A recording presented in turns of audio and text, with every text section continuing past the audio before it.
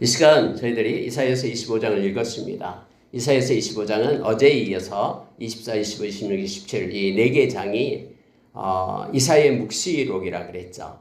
다시 말하면은 앞으로 미래에 우리 주님의 심판의 날 때 일어날 일들을 기록해 두고 있습니다. 특히 오늘 읽은 25장은 하나님의 백성들을 하나님이 얼마나 유하시는지, 하나님은 악을 심판하고 영원한 그러한 영벌 속에 거하게 하지만은 하나님의 백성에게는 그날이 바로 하나님께서 보상하는 날, 하나님의 은혜를 주시는 날, 잔치가 열리는 날, 또 천국 잔치가 열리는 날이 됨을 성경은 25장에서 우리에게 가르쳐 줍니다. 특히 여러분 이사야서 25장의 이 예언의 말씀은 신약에서 바울 사도도 고린도전서 15장에서 이 말씀을 인용했고요. 또 요한계시록에서 요한 사도도 역시 이 말씀을 가지고 요한계시록에도 기록되어 여러 군데 기록되어 있음을 보게 됩니다. 21장도 그렇고 또 12장에도 나오고요. 그래서 여러분 오늘 읽은 말씀은 우리에게 기쁨을 줍니다. 소망을 줍니다. 하나님의 백성은 하나님께서 끝까지 지키시며 또 하나님께서 예비해 두신 아름다운 것들이 있다라는 것, 약속이 있다라는 것을 이 말씀을 통해서 우리가 위로를 받습니다. 몇 가지만 우리가 묵상하고요. 기도하는 시간 갖겠습니다. 여러분 25장 1절 아까 우리가 찬양을 했듯이 창조주 하나님을 우리가 찬양하며 나갑니다. 25장 1절에 보니까 여호와여 주는 나의 하나님이시라. 내가 주를 높이고 주의 이름을 찬송하오리니 주는 기사를 옛적에 정하신 뜻대로 성실함과 진실함으로 행하셨습니다. 하면서 여러분 하나님을 향한 찬양이 먼저 나옵니다. 이사야가 하나님을 향하여 찬양하겠다고 말합니다. 이사야의 눈을 열어서 환상 가운데 하나님께서 마지막 때를 보여주니까 이사야가 하나님을 향하여 외치는 말씀이 바로 찬송을 말하고 있습니다. 하나님의 백성에게 있어서 하나님께 영광 돌릴 수 있는 가장 존귀하고 보배로운 것은 찬양입니다. 하나님이 이사야서 다음에 나옵니다. 43장 21절에 하나님이 인간을 만들고 하나님의 백성 저와 여러분을 부르신 이유가 하나님의 찬송이 되기 위하여 불렀다고 말합니다. 여러분 우리 삶 가운데 하나님을 향한 노래가 있어야 됩니다. 하나님을 향한 감사의 마음을 하나님께 드려야 됩니다. 하나님 이 많은 사람들 가운데 나를 택해 주셔서 하나님의 자녀 삼아 주심에 감사합니다. 나의 죄값을 갚을 수 없는 그 죄값을 예수님께서 당신의 생명으로 피로 갚아주셔서 고맙습니다. 이제 영원한 하나님의 나라 금고 얻은 아름다운 기업을 나에게 주셔서 감사합니다. 이 험한 세상에서도 나를 고아처럼 내버려 두지 않고 살아계셔서 나와 동행하며 나를 보호하시고 지키시는 우리 주님을 찬양합니다. 흔들리지 않고 하나님의 백성으로 살 수 있게끔 온전한 자로 살 수 있게끔 말씀을 주셔서 감사하고 기도할 수 있는 특권을 주셔서 고맙습니다. 예수의 이름을 가지고 하나님 앞에 나와 우리의 마음을 쏟을 수 있는 그런 권리 예수 그리스도의 제자로 살게 해주셔서 감사합니다. 이런 감사의 찬양이 우리 가운데 있기를 원합니다. 특히 이사야는 마지막에 하나님께서 하나님의 백성을 살리심에 대한 그 말씀을 받고 너무 기뻐서 하나님을 찬양합니다. 그런데요 찬양할 때 이렇게 합니다. 주는 하나님이죠. 기사를 하나님이 행하심을 얘기합니다. 옛적에 정하신 뜻대로 성실함과 진실함으로 행하셨습니다. 여러분 이사야가 너무너무 좋은 게 뭐냐면 하나님을 찬양하고 기뻐하고 감사하는 이유가 뭐냐면 하나님은 말씀하시고 말씀대로 하나님께서 이 인류의 역사를 지금까지 기사를 행하시고 계시니 너무너무 감사합니다 라고 말하고 있는 거예요. 하나님은 말씀하시지 않는 것은 행하시지 않는다라고. 하나님의 모든 행사는 하나님이 먼저 말씀하시고 말씀을 따라서 하나님께서 경영하신다라고 성경 우리에게 그렇게 말해주고 있죠. 예수님이 이 땅에 오심도 예수님께서 십자가에 못 박히셔서 우리의 죄값을 지불하심도 예수님이 부활하심도 예수님께 지금도 살아계셔서 함께 하심도 영원히 하나님의 나라의 백성을 우리를 초청하심도 다 여러분 이미 하나님께서 말씀하신 그 말씀대로 이루어진 것이거든요. 예수님께서 십자가를 지시기 전에 겟세마네 동산에서 기도하고 있을 때 예수님의 제자 중 가룟 유다가 병사들을 데리고 칼을 차고 횃불을 들고 예수님을 잡으러 왔잖아요. 그때 옆에 있던 베드로가 칼을 빼가지고 제사장의 종 말고의 오른쪽 귀를 잘라버렸죠. 귀가 땅바닥에 떨어지니까 예수님이 귀를 주워가지고 딱 붙여주면서 뭐라고 얘기합니까? 칼을 가진 자는 칼로 망한다 말씀하면서 내가 지금이라도 하늘의 군대를 불러서 이들을 내가 제할 수 없는 줄 아느냐. 그러나 내가 그렇게 한다면 하나님께서 말씀으로 약속하신 것이 어떻게 되겠느냐. 예수님은 십자가에 죽으면서까지도요. 하나님의 말씀에 의해서 십자가에 죽으신 거거든요. 요한복음 4장 34절에서 이제 제자들은 이렇게 우물가에 있던 예수님을 놔두고 동네에 들어가서 먹을 것을 구하러 갔어요. 배가 고프니까. 그리고 제자들이 먹을 것을 이제 구해서 왔습니다. 얻어왔는지 어떻게 해서 먹을 걸 가지고 오니까 예수님이 그 말씀을 하셔요. 나의 양식은 하면서 양식을 얘기합니다. 아버지의 뜻을 행하되 온전하게 행하는 것이 나의 양식이란다. 그러니까 제자들이 갑자기 양식을 얘기하니까 예수님한테 누가 먹을 걸 갖다 주었나? 이렇게 말하잖아요. 예수님의 삶을 얘기하고 있는데. 그러니까 여러분 예수님의 일생은요. 하나님의 그런 뜻을 행하는 거예요. 하나님의 뜻은 근데 어디에 나타납니까? 말씀에 나타나 있죠. 로마서 1장 16절에 의하여서 17절, 16절, 17절에 나오고 있잖아요. 이 하나님의 말씀에는 하나님의 의가 나타났다. 이 의는 하나님의 뜻이에요. 하나님의 뜻, 하나님이 받을 만한 것, 하나님의 마음이 나타나서 믿음에서 믿음에 이르게 한다. 그래서 믿음을 가지고 살게끔 한다. 그래서 오직 의인은 믿음으로 말미암아 살리라 라고 우리에게 말씀해 주고 있죠. 여러분 이사야서 다음에 또 나와요. 55장 11절에 보면 하나님의 입에서 나간 말씀은요. 절대로 소멸되는 법이 없어요. 말씀은 사라지는 법이 없어요. 반드시 말씀은 성취됩니다. 그리고 하나님의 뜻을 이룹니다. 하나님께 영광을 돌립니다. 그리고 하나님께로 돌아갑니다. 그래서 세상은 다 없어진다 해도 말씀은 없어지지 않습니다. 저와 여러분이 그래서 믿음으로 산다는 것은 말씀을 붙잡고 사는 것이다라고 얘기했죠. 지금 여러분 이사야가요 하나님을 찬양하고 하나님께 예배하고 있는 그 이유가 뭐냐면 하나님께서는 옛적에 정하신 뜻대로 하나님이 말씀하신 대로 말씀에 기록된 대로 약속한 대로 그대로 성실하게 진실함으로 그렇게 행하여 왔다라는 거예요. 그래서 이제 우리 주님이 마지막 심판 때까지 하나님을 그렇게 세상을 경영하시고 이끌어 오셨다라고. 그것이 너무너무 고맙고 감사한 거예요. 약속하신 걸 그대로 성취하시는 그 놀라우신 진실하신 하나님 때문에. 그래서 그 하나님을 찬양한다라고 지금 말하면서 하나님께 경배하고 있습니다. 자 여러분 2절 한번 보세요. 주께서 성읍을 돌무더기로 만드시며 견고한 성읍을 황폐하게 하시며 외인의 궁성을 성읍이 되지 못하게 하사 영원히 건설되지 못하게 하셨으므로. 이 말은 무슨 얘기입니까? 하나님께서 모든 인간의 역사 가운데 모든 민족의 역사 가운데 개입하신다라는 거예요. 하나님은 뒷짐짓고 구경하신 분이 아니라 모든 인류의 역사 가운데 하나님의 손을 펴서 개입하신다라는 겁니다. 강한 민족이 주를 영화롭게 하며 포악한 나라들이 성읍이 주를 경외하리이다. 이거 무슨 뜻이냐면요. 그들이 마침내 깨닫게 되었다라는 거예요. 하나님 없이 살아갔던 그런 민족, 이슬람권, 불교권, 공산권들이 마지막에 하나님의 심판이 임할 때에 그들이 깨닫게 돼요. 정말로 하나님이 살아계심을 알게 돼요. 하나님의 심판 때까지요. 그런데 하나님의 심판이 이르기 전까지는 막 악인이 막 득세를 해요. 거짓말하고 남의 걸 취한 사람이 잘 먹고 잘 살고 악인이 막 이렇게 권세를 누리고 막 악이 승한 것 같아요. 그러나 여러분 성경에 우리가 가르쳐주고 있잖아요. 악인의 형통함을 부러워하지 마라. 왜냐하면 하나님의 정한 때가 있다라는 거예요. 제가 자주 얘기하잖아요. 어렸을 때 막 집집마다 돼지를 막 기르고 했어요. 구정물을 좀 먹게 하는데요.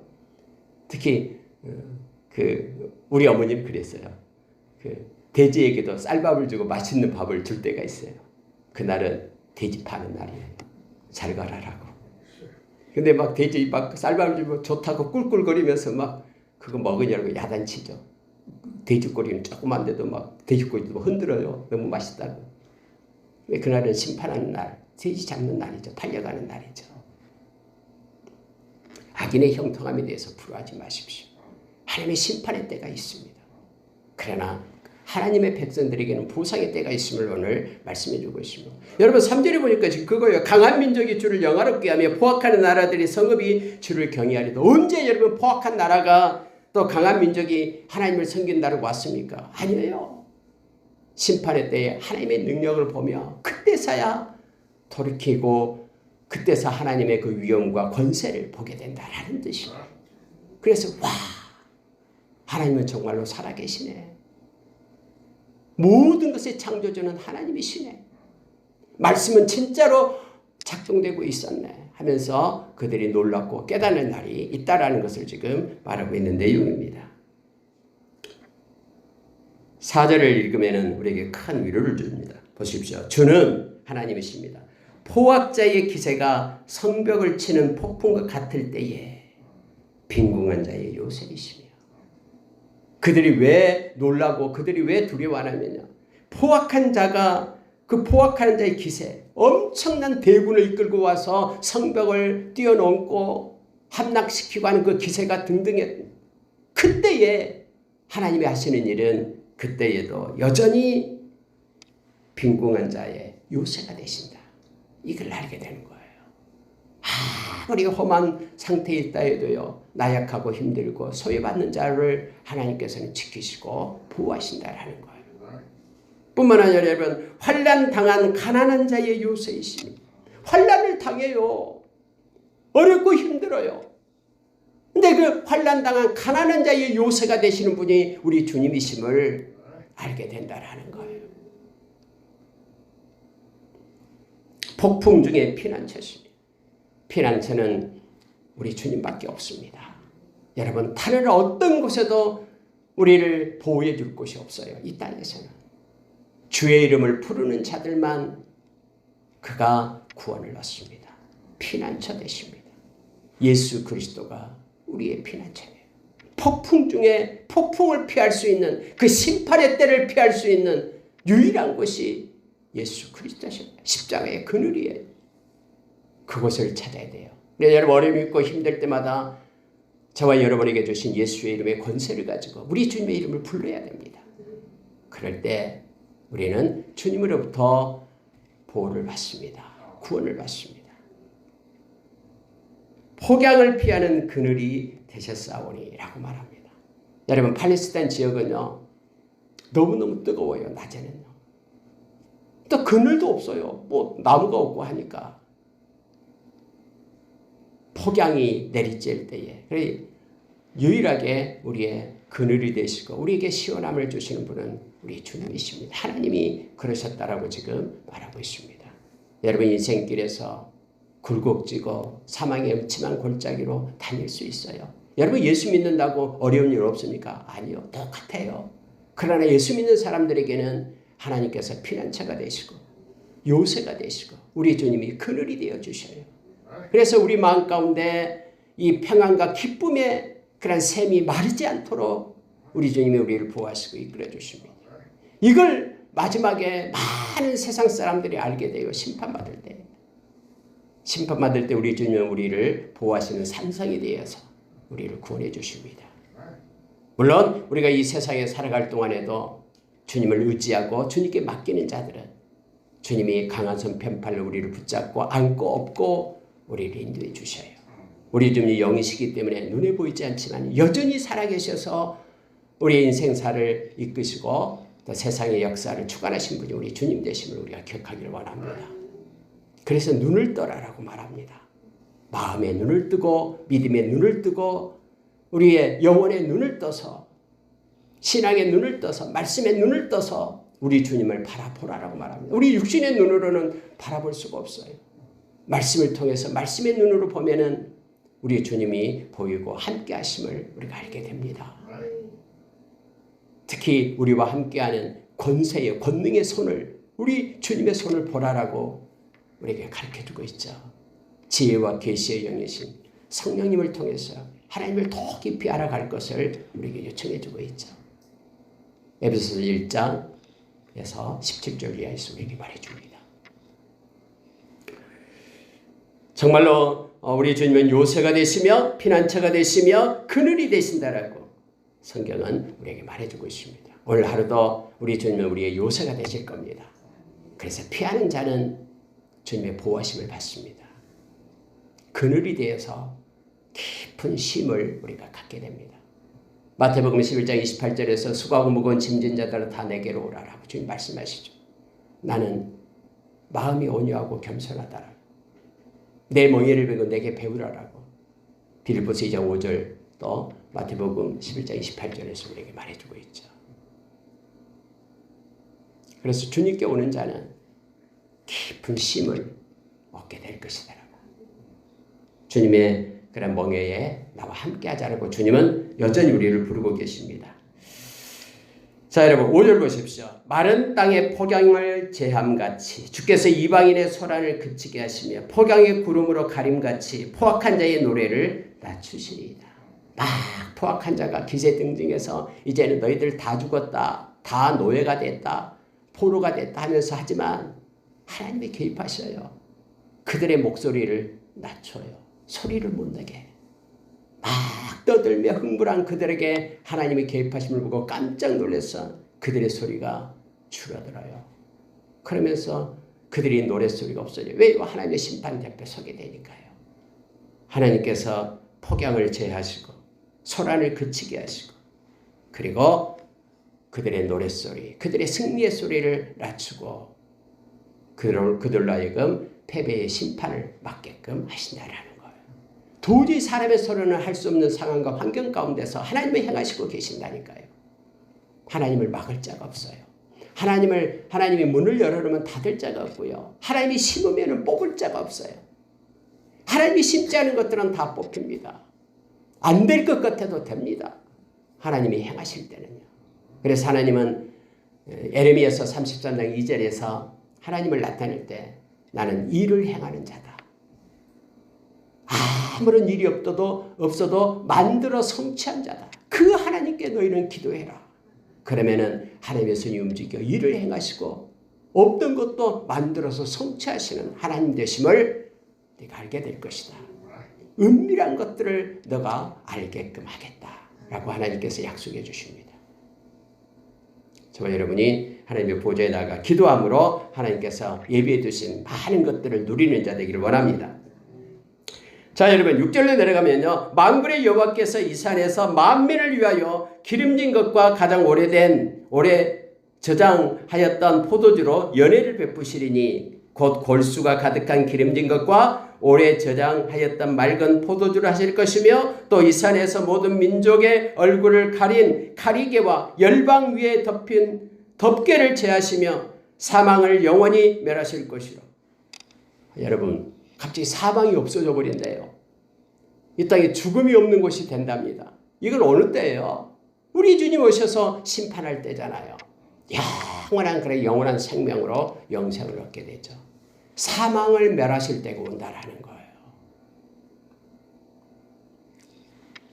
사람이 이 세상에서 육신적인 죽음을 한 번 죽으면은 죽음을 다 맞이하게 돼 있잖아요. 정해진 것이라고 말합니다. 심판이 있어요. 우리 개인적인 그런 모습을 나타내고 있죠. 그러나 우리 주님 천군 천사와 함께 오셔서 최후의 심판을 하게 될 때는요. 우리가 살아있으면은 나는 부활이요 생명이니 라고 주님 말씀하시죠. 나를 믿는 자는 죽어도 살겠고 예수 안에서 죽으면 다음에 살게 돼요. 무릇 살아서 나를 믿는 자 영원히 죽지 아니하리라. 우리가 살아있을 때 우리 주님 오시면 우리는 영원히 죽지 않고 변화된 모습으로 살게 되는 것이죠. 사망을 멸해버려요. 요한계시록에도 나오죠. 사망을 갖다 불못에 던져버려요. 그러면 사망이 없어져 버린 거예요. 우리 주님 오셔서 심판을 하실 때는요. 영원한 벌과 영원한 생명으로 나눠지게 됨을 마태복음 25장에서 우리에게 가르쳐주고 있죠. 근데 여러분 지금 이 모든 것들이요. 이스라엘 나라를 위해서 한다라는 게 아니에요. 성경에 보십시오. 다시 한번 보십시오. 6절에 보면은 만군의 여호와께서 이 산에서 만민을 위하여 연회를 베푼다라는 거예요. 이게 여러분 요한계시록 19장에서는 어린 양의 혼인잔치로 연결이 되죠. 만민을 위하여 하나님께서 천국잔치를 베푸신 거예요. 우리 주님이 오셔서요. 근데 이 만민은요, 열방의 모든 자, 열방의 예수 그리스도를 믿는 하나님의 백성, 예수 그리스도의 제자들을 얘기합니다. 반면 아프리카든 어디든 하나님을 믿는 모든 백성들을 위하여 천국잔치가 베풀어집니다. 가장 좋은 곳으로, 가장 오래된 그런 포도주로, 여러분 포도주는 오래될수록 좋잖아요. 포도주 안 먹어서 잘 모르겠는데 뭐 포도주 매니아들은 몇 년산이냐 말하고 비싼 건 엄청나게 비싸잖아요. 근데 하나님께서 베푸신 연회는요, 가장 최고급으로 가장 화려하고 가장 좋은 것으로 하나님께서 잔치를 베풀고 수고했다. 믿음으로 사느냐고 내 백성들아 수고했다 하면서 우리가 이 땅에서 훈련받고 하나님의 백성으로 새로워지는 과정 가운데 있는 저와 여러분을 불러서 하나님께서 이제는 축제를 베푸시며 우리를 위로하신 걸 보게 됩니다. 여러분 이걸 읽고 있으면요, 다윗이 고백했던 것이 생각이 나요. 모든 원수들 앞에서 상을 베푸시는 우리 주님. 막 원수들이 막 줄변 싹 쌓여 있어요. 근데 하나님께서 최고의 식탁을 쫙 만들어 놓고 하나님의 백성을 불러서 그들 앞에서 하나님의 연회를 베푸시는 그런 모습을 다윗이 그렇게 23편에서 우리에게 줬잖아요. 마지막 때가 그렇다니까요. 하나님이 우리 주님의 심판의 때가 이렇다라고 말합니다. 여러분 마음 아프고 힘들었던 모든 것들 하나님이 다 보상해 줌을 알게 합니다. 특히 여러분 7절에 보니까는 모든 민족의 얼굴을 가린 가리개, 열방 위에 덮인 덮개를 제하시고, 가리개와 덮개를 제하신다고 말합니다. 묶여져 있고 또 닫혀져 있던 그 모든 것들, 가려져 있던 모든 것들, 그 가리개를 갖다 덮개를 갖다 없애버려요. 그러면서 모든 것이 드러나게끔 한다라는 거죠. 숨어서 아무도 모르게 선행했던, 봉사했던 그 모든 것들 심판대 앞에서는 다 드러납니다. 찬물 한 그릇 대접한 것도 드러난다라고 말하잖아요. 그래서 모든 가리개와 덮개를 하나님이 벗기십니다. 예수님께서 그렇게 말씀하셨죠. 누가복음 12장에서 귓속으로 속닥거리면서 어둠 가운데 말했던 것들 지붕 위에서 모든 만민에게 선포되는 날이 온다라고 말합니다. 여러분 숨겨진 모든 것들은 다 드러납니다. 숨겨진 이유가 드러내기 위해서 숨겨졌다라고 얘기하죠. 심판의 때에는 다 드러납니다.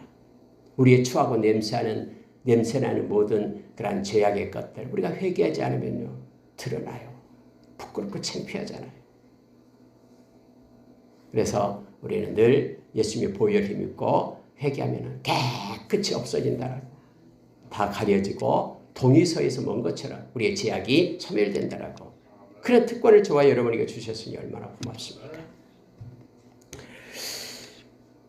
사망을 영원히 멸하신다고 말합니다. 그때에는 모든 얼굴에서 눈물을 씻기시며 자기 백성의 수치를 온 천하에서 제하시리라. 누구요? 자기 백성의 수치, 예수 그리스도를 믿는 하나님의 백성들, 하나님의 백성들의 수치를 갖다가 다 제하여 버린답니다. 눈물을 씻겨주신다고 얘기합니다.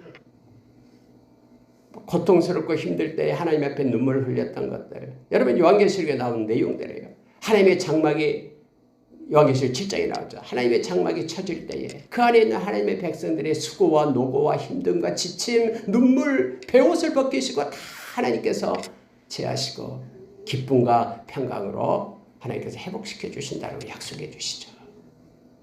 어린 양을 따라가는 거룩한 무리가 되어 생명수 샘으로 인도하시는 주님을 따라가게 됨을 성경은 우리에게 보여줍니다. 믿는 자에게 이런 소망이 있어요. 그래서 어떤 고난 중에 있다 할지라도 소망을 가지고 살아가는 거예요. 그러나 믿지 않는 자에게는 아무런 소망이 없어요. 이 땅으로서 끝나기 때문에요. 심판의 자리에 이르기 때문에 그것도 몰라요. 그렇기 때문에 주께로 돌아오지도 않아요.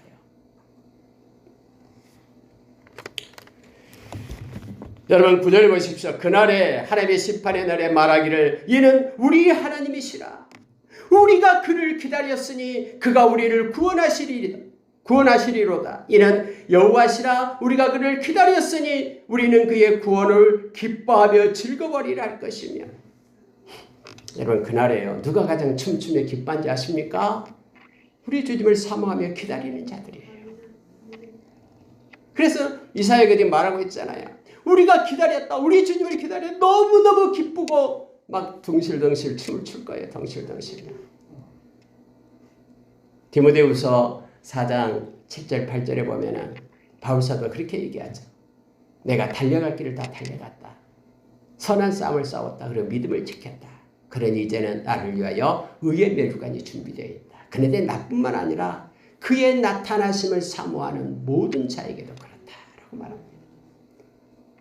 주님을 사모하는 자, 하나님의 나라를 바라보고 소망하고 기다리는 자, 그날에 춤추며 기뻐하며 우리 주님을 맞이하게 될 겁니다. 오늘 이사야가 그렇게 말합니다. 우리 하나님이야. 우리 하나님이 이 일을 하셨어 하면서 기뻐합니다. 얼마나 우리가 기다렸는지, 우리를 구원해 주실 하나님을 얼마나 기다렸는지, 우리가 그를 기다렸으니 우리가 그의 구원을 기뻐하며 즐거워하리라 하면서 그 축제의 자리에, 혼인잔치 그 자리에 우리가 참여하게 될 겁니다. 근데 그것에 참여하지 못한 자가 있다고 말하죠. 자, 10절 보십시오.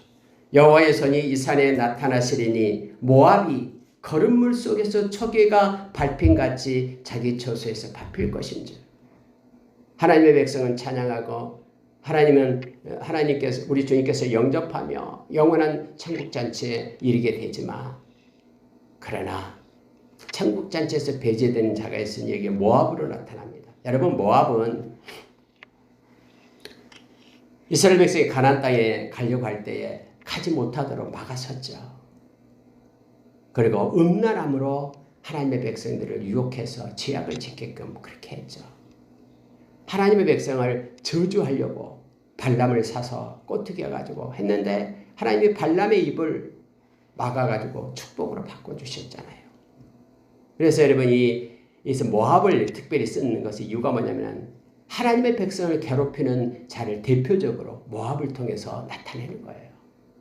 하나님의 백성을 힘들게 하고 억울하게 하고 지치게 했던 그 모든 세상의 세력은 그날 이렇게 심판을 받으리라 라고 하나님께서 지금 말하고 있는 것입니다. 한번 보십시오. 여호와의 손이 이 산에 나타나시리니 모압이 거름물 속에 초계를 밟힘 같이 자기 처소에서 밟힐 것인즉, 이렇게 되어 있습니다. 여러분, 거름물이 뭐라면 거름더미라고 생각하면 돼요. 또 여기서 초계라는 것은 이 볏짚, 스트로 영어로요. 이 칩을 얘기합니다. 이런 볏짚 이렇게 거름더미에서 이렇게 집 넣고 막 썩혀야 되잖아요. 그래야지 거름을 주죠. 썩은 거름. 이 말은요. 그래서 이 거름더미에서 볏짚을 밟아서 거름더미를 이렇게 넣는 것처럼 물을 뿌리고 썩게끔 하기 위해서 그렇게 발로 밟는 것처럼, 어렸을 때 생각이 납니다. 어렸을 때 우리 초등학교 다닐 때 아니 학교에서 무슨 풀을 갖다 가지고 방학 끝나면 풀을 갖다가 가서 막 그 운동장에 이렇게 풀로 거름으로 이렇게 쓴다고 싸놓는 기억이 납니다. 그러면은 학교에서 일하는 사람들 거기서 물을 뿌려요. 빨리 썩으라고 발로 밟으면서요. 이 지푸라기 같이 취급을 받게 될 것이다. 영원한 고통 가운데 그들이 밟힘을 받게 될 것이다. 심판을 받게 될 것을 이렇게 형상화시켜서 지금 나타내고 있는 것입니다. 근데 여러분 무서운 것은요. 11절 보세요. 그가 헤엄치는 자가 헤엄치려고 손을 편같이 그 속에서 그 손을 펼 것이나 여호와께서 그의 교만으로 인하여 그 손이 능숙함에도 불구하고 그를 누르실 것이다.